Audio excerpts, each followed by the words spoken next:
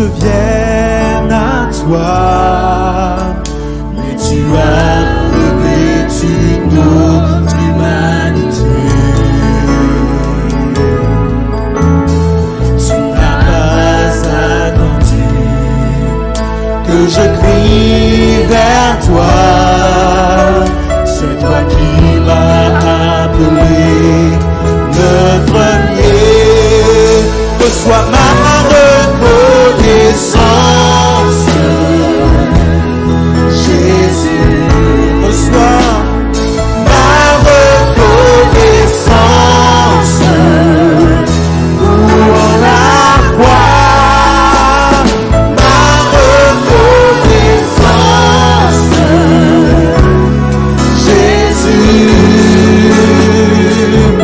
pour ta venue. Ton amour, ton salut. Tu n'as pas attendu. Tu n'as pas attendu que je vienne à toi, mais tu as revêtu notre humanité. Tu n'as pas attendu. Tu n'as pas attendu que je crie vers toi. Alléluia. C'est toi qui m'as appelé le premier. Reçois ma reconnaissance, Jésus, ma reconnaissance pour la croix. Alléluia, ma reconnaissance, oui, Jésus, pour ta venue, ton amour, ton salut. Oh, reçois ma reconnaissance, Jésus, ma reconnaissance. Alléluia, pour la reçois ma reconnaissance, Jésus, pour ta venue, ton amour, ma reconnaissance, ma reconnaissance. Reçois ma reconnaissance, reçois ma reconnaissance pour la croix. Reçois ma reconnaissance, Jésus, pour ta ton amour, ton salut, pour ta venue, pour ta venue, ton amour, ton salut, pour ta venue, oh, ton amour, ton salut. Reçois ma reconnaissance, Jésus. Alléluia, ma reconnaissance. Alléluia, Jésus, sois élevé. Toi le seul vrai Dieu tout-puissant. Alléluia, ma reconnaissance, Jésus, pour ta venue, ton amour, ton salut, pour ta venue, pour ta venue, ton amour, ton salut, pour ta venue, pour ta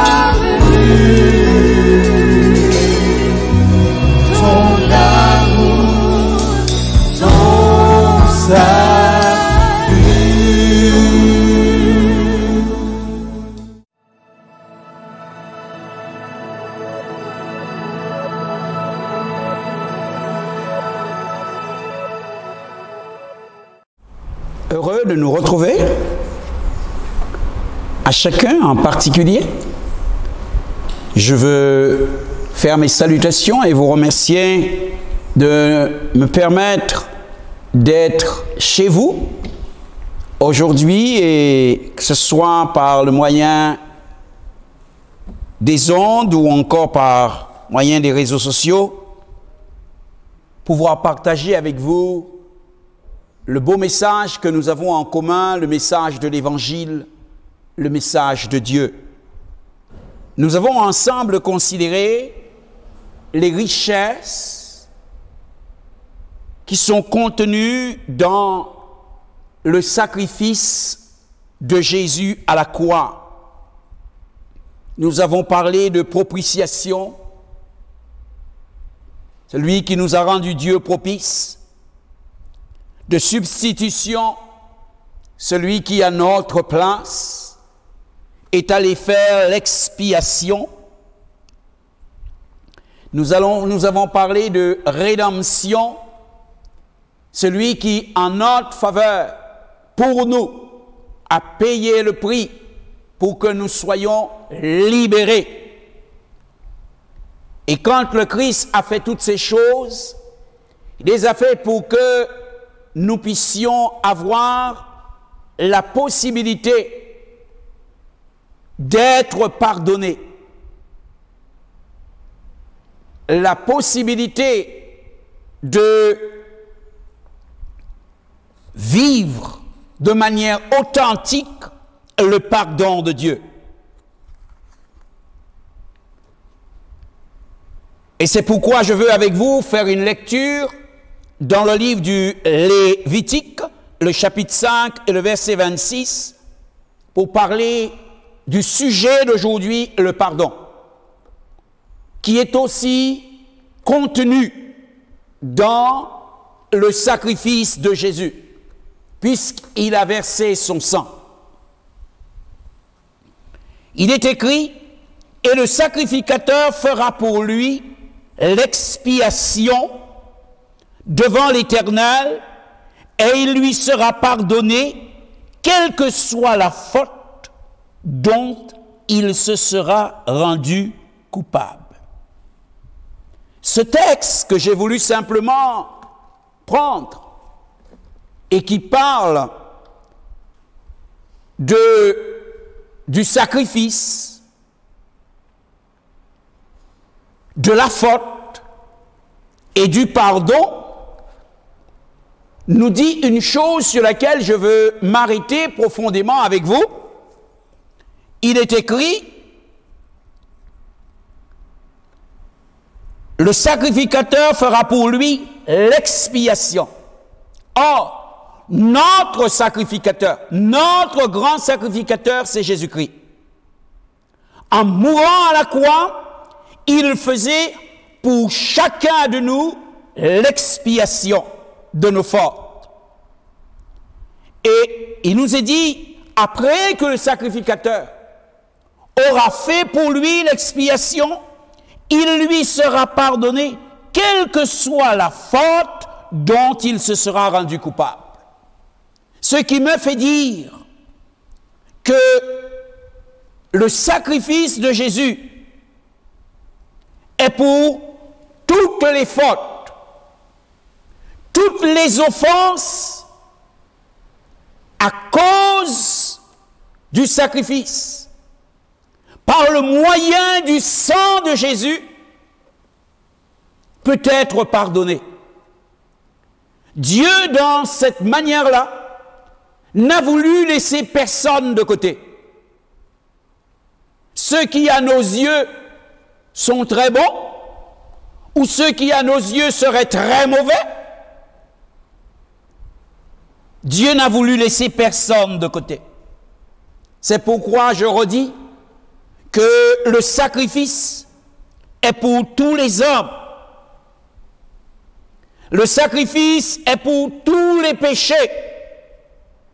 Le sacrifice est pour tous les temps. Seul le sacrifice de Jésus peut avoir de telles prérogatives et remplir de telles fonctions. Dans la Bible, nous trouvons des mots et quand on regarde, mais c'est quoi pardonner? Puisque c'est un besoin important pour l'être humain d'être pardonné. Chacun a besoin d'être pardonné et a besoin d'être pardonné par Dieu. Parce que chacun a offensé Dieu. À cause de chacun en particulier, Dieu s'est fâché en voyant ce que l'homme pensait, ce que l'homme faisait, ce que l'homme mijotait dans sa tête, ce que l'homme décidait.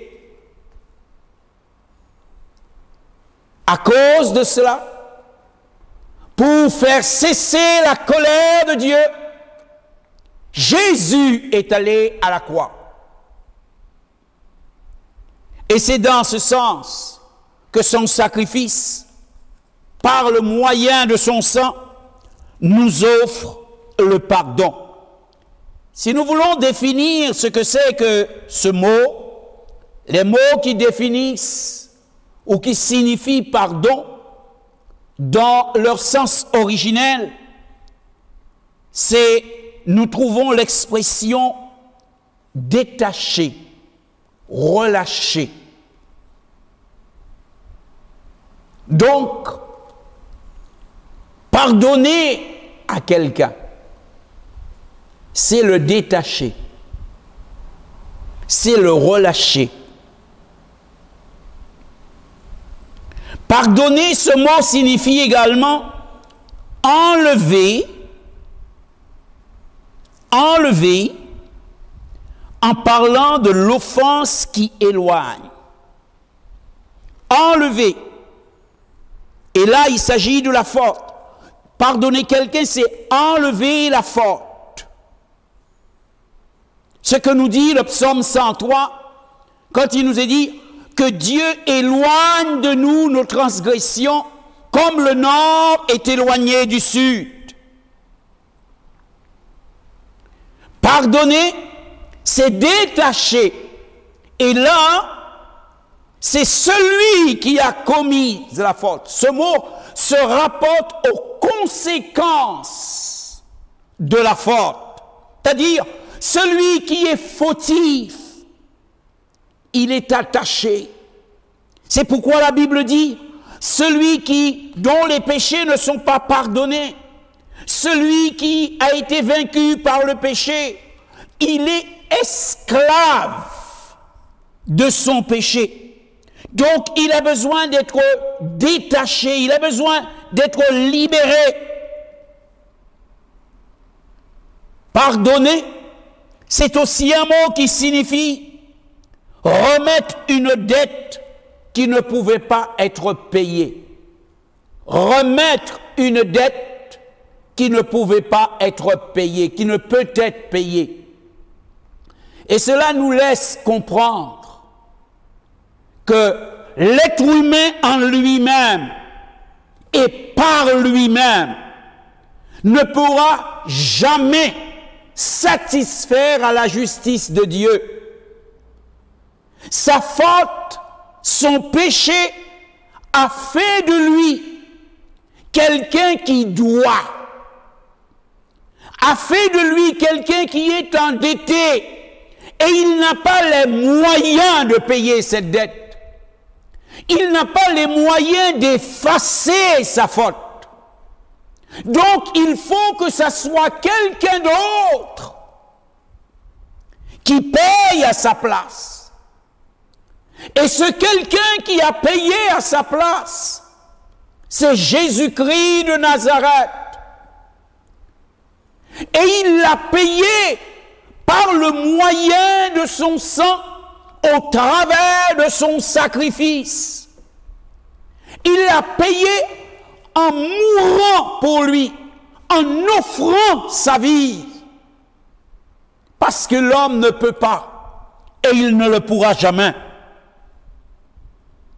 Pardonner, c'est aussi un mot qui pourrait signifier rétablir, réhabiliter. Et en ce sens,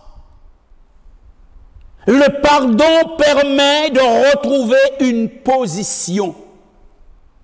Et là, les Écritures parlent de quelque chose de relationnel entre l'homme et Dieu.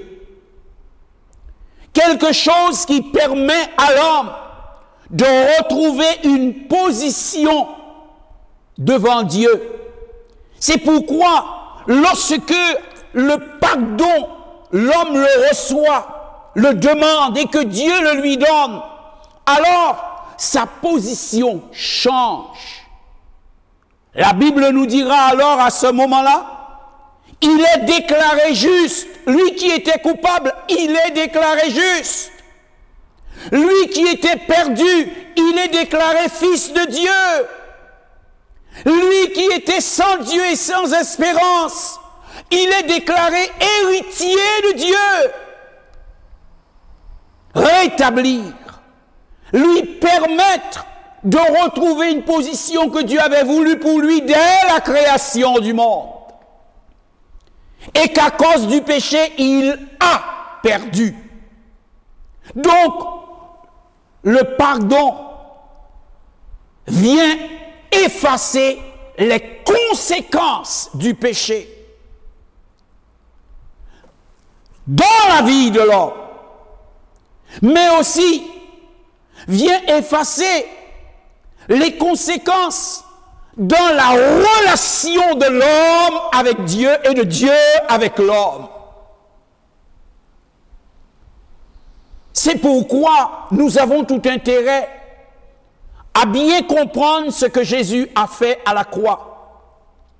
C'est une erreur fondamentale et la preuve d'une ignorance profonde que de vouloir comparer Christ à une religion. Parce qu'une religion ne peut pas faire ces choses-là. C'est une erreur fondamentale que de vouloir comparer Christ à une philosophie, quelle qu'elle soit.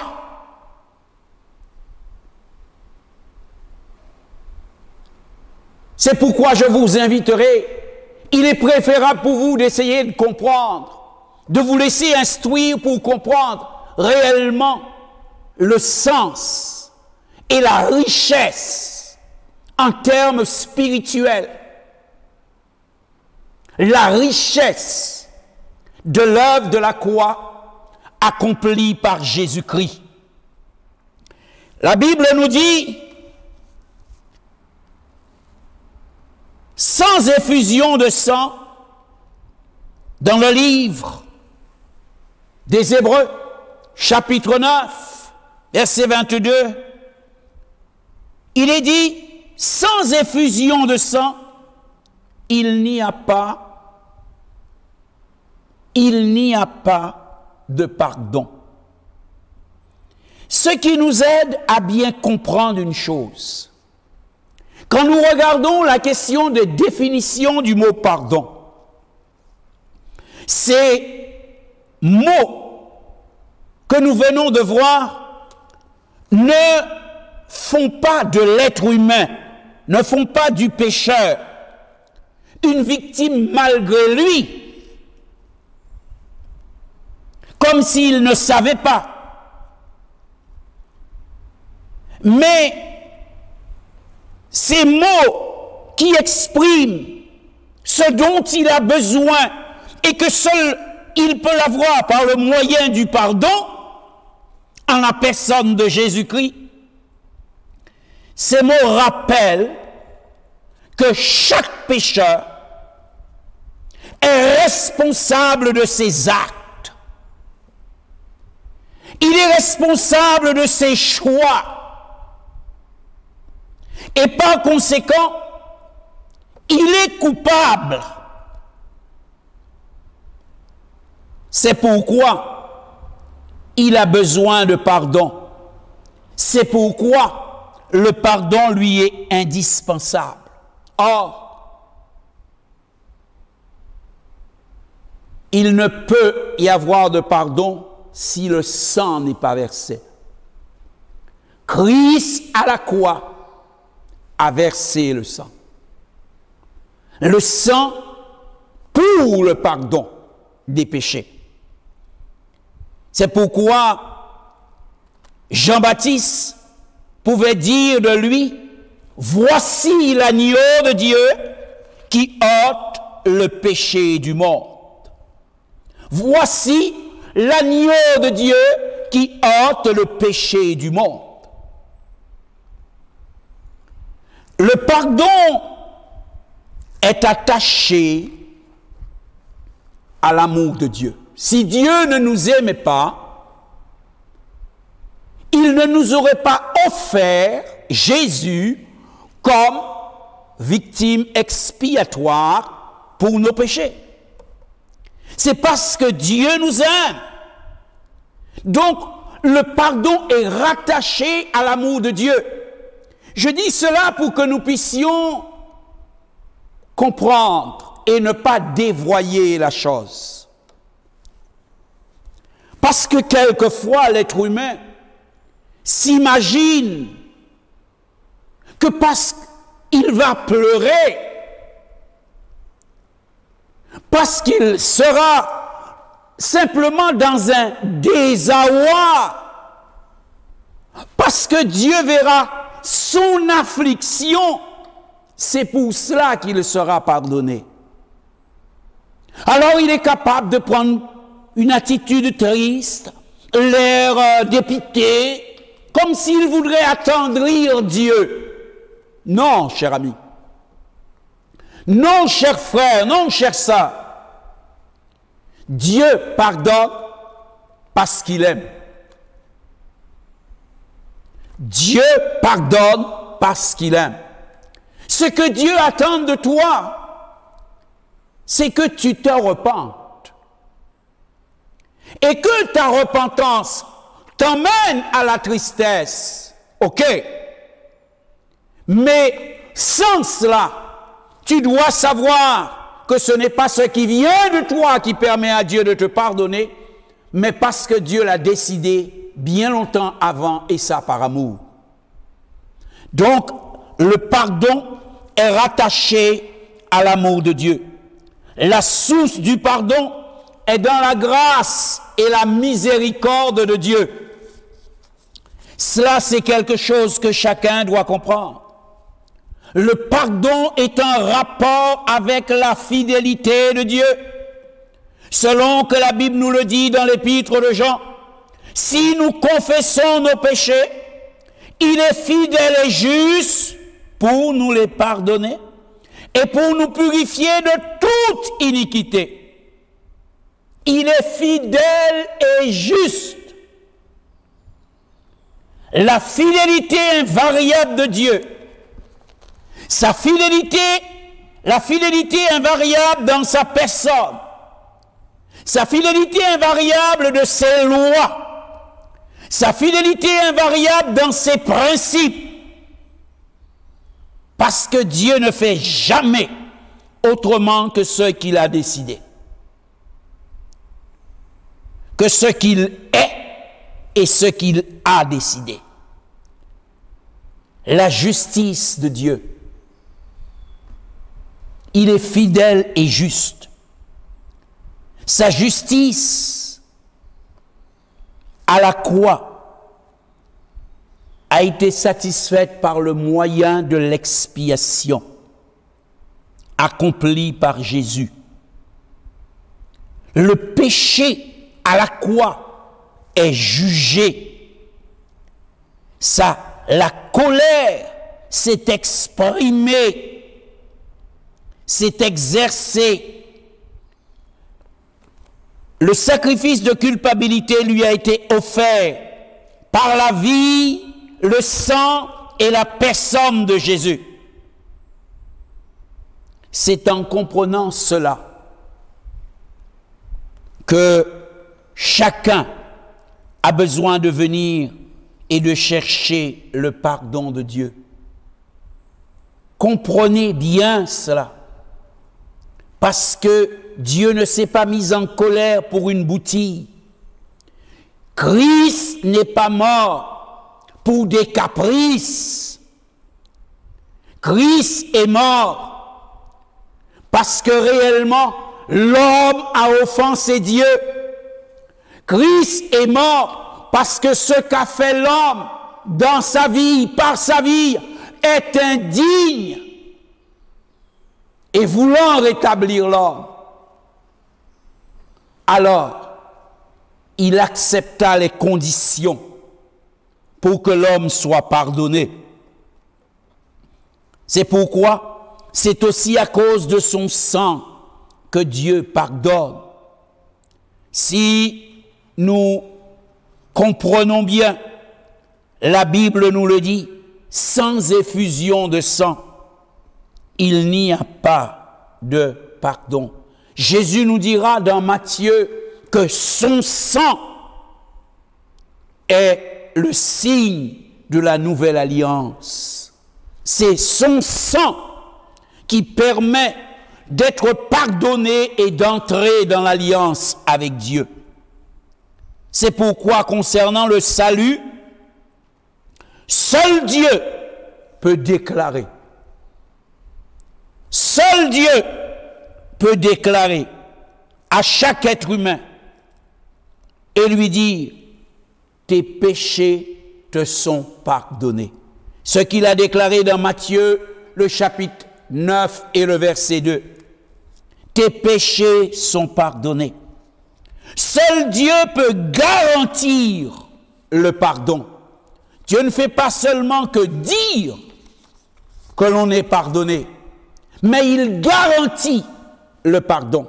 On est sûr d'être pardonné. La Bible nous dit, dans le livre d'Ésaïe, au chapitre 43, et le verset 25, Dieu déclare, « C'est moi qui efface tes transgressions pour l'amour de moi, et je ne me souviendrai plus de tes péchés. » C'est moi qui efface tes transgressions, et je ne me souviendrai plus de tes péchés.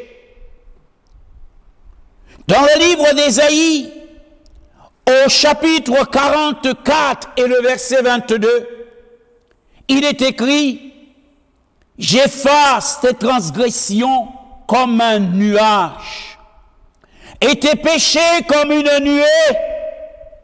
Reviens à moi, car je t'ai racheté. » Alléluia.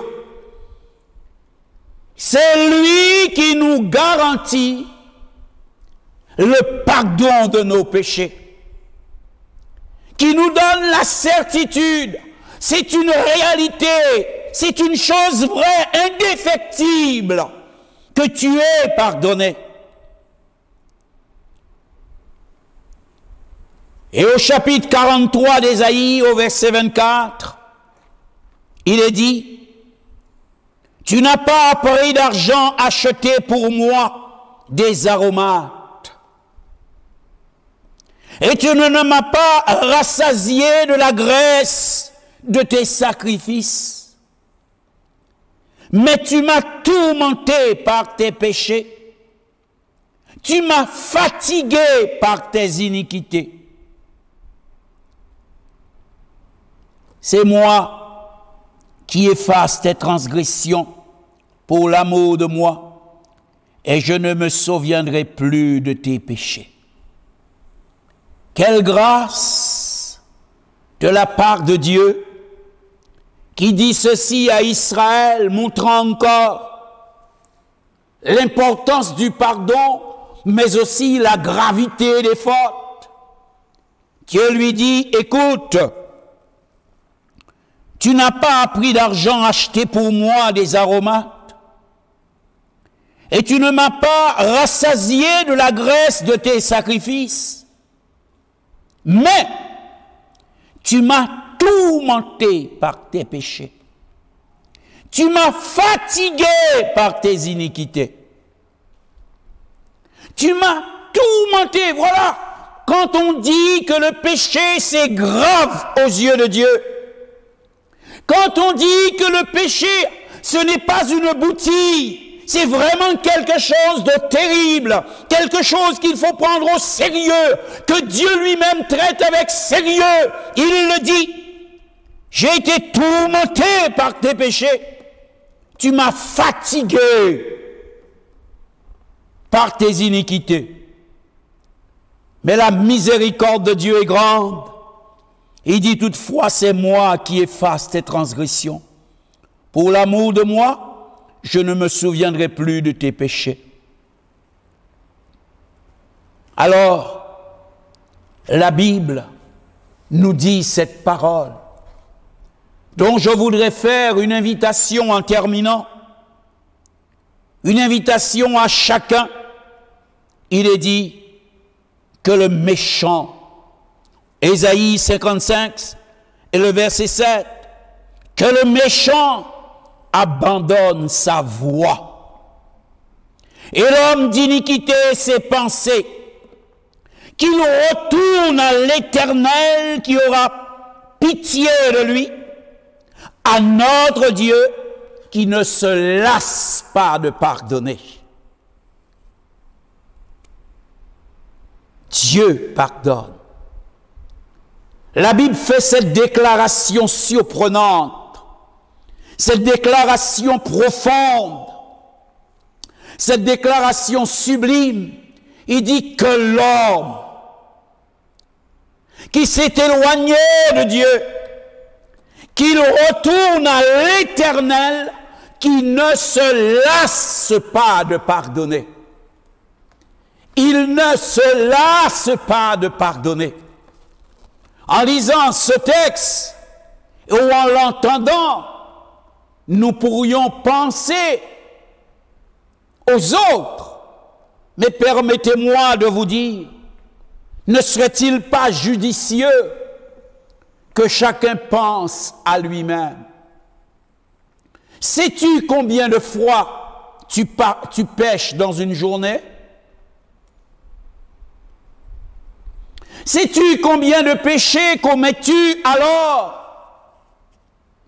dans une semaine? Pourrais-tu dire combien de péchés tu commets dans un mois? Combien de péchés tu commets dans une année?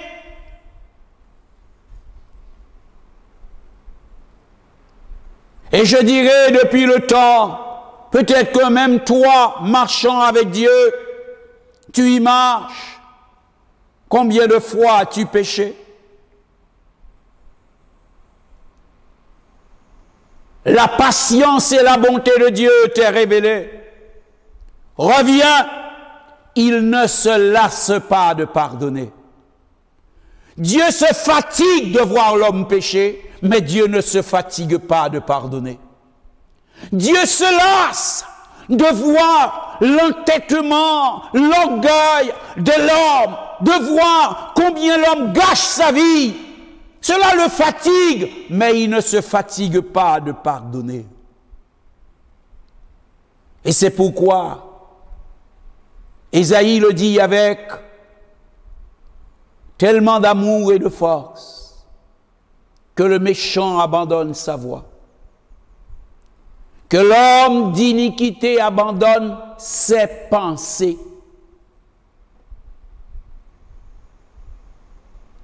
qu'il retourne à l'Éternel, qui aura pitié de lui et qui ne se lasse pas de pardonner. Oui, le sacrifice de Jésus est pour tous les hommes, pour tous les péchés et pour tous les temps. Il y a encore de l'espoir ce soir.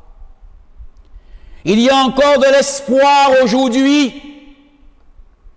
C'est encore possible d'être pardonné. Et puisque le pardon, c'est quelque chose de si grand qui permet alors et qui signifie être détaché. Je dirais, il est possible ce soir que tu sois pardonné, donc que tu sois détaché. Détaché de ce qui fait de toi l'esclave. Détaché de ce qui t'a vaincu. Que tu sois relâché vers le chemin de la grâce et de la vie. Pardonner signifie remettre une dette qui ne pouvait être payée. Oui, il est possible que ta dette soit payée. Christ l'a déjà payée à la croix. Tu n'as donc qu'à prendre la plénitude de la chose. Pardonner, c'est être réhabilité. Permettre de retrouver une position. Il est alors possible aujourd'hui, il est alors possible à cette heure que tu viennes à la croix. Là où Dieu, là où Christ a racheté, là où il a payé le prix pour que tu sois pardonné, reviens afin que tu sois réhabilité. Afin que tu sois réhabilité. Le Seigneur t'appelle. Que l'homme d'iniquité abandonne ses pensées, qu'il retourne à l'Éternel, qui aura pitié de lui et qui ne se lasse pas de pardonner. Viens donc, incline-nous ensemble et approche-toi du Seigneur pour qu'il puisse te libérer, te relâcher, qu'il puisse te rétablir. Viens donc confiant, viens donc repentant. Le pardon de Christ, c'est pour toi. Alléluia. Nous te rendons grâce parce que nous croyons à l'efficacité de ton esprit. Nous croyons à l'œuvre de tes mains quand ta parole est annoncée. Nous croyons au message de ta miséricorde et nous te disons merci Seigneur pour ce que tu fais. Ce soir, tu parles à un cœur, tu parles à une vie et tu arrêtes quelqu'un sur son chemin. Tu l'arrêtes dans sa voie de démence et tu le reconduis à la croix. Donne gloire à ton nom. Merci pour ta miséricorde. Merci pour l'œuvre que tu fais. Oh Dieu, écoute la prière. Entends la voix de celui qui te dit maintenant, je crois et je viens. Pardonne ses iniquités. Puisses-tu maintenant le convaincre profondément combien il a besoin de toi. Il a besoin de ton pardon. Il a besoin de croire à l'efficacité de l'œuvre de Jésus pour lui. Nous te disons merci Père, au nom précieux de Jésus. Amen. Il m'a libéré,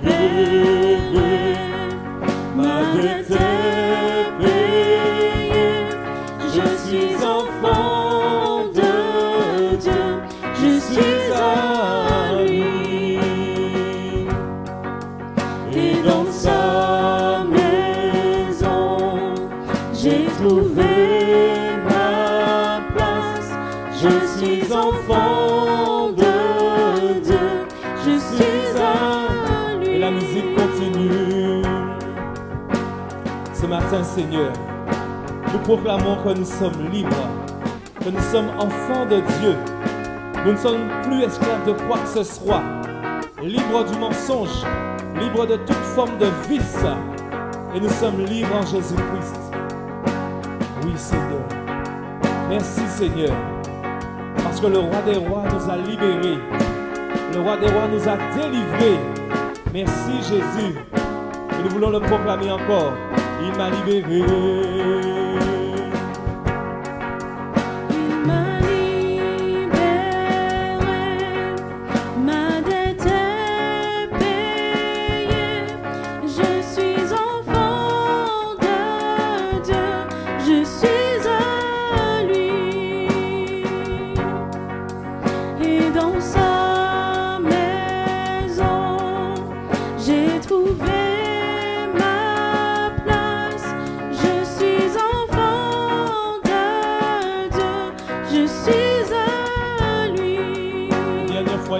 libéré. Il m'a libéré, ma dette est payée. Je suis enfant de Dieu, je suis à lui. Et dans sa maison, Et dans sa maison, j'ai trouvé ma place. je suis enfant de Dieu. Je suis à... Et dans sa maison,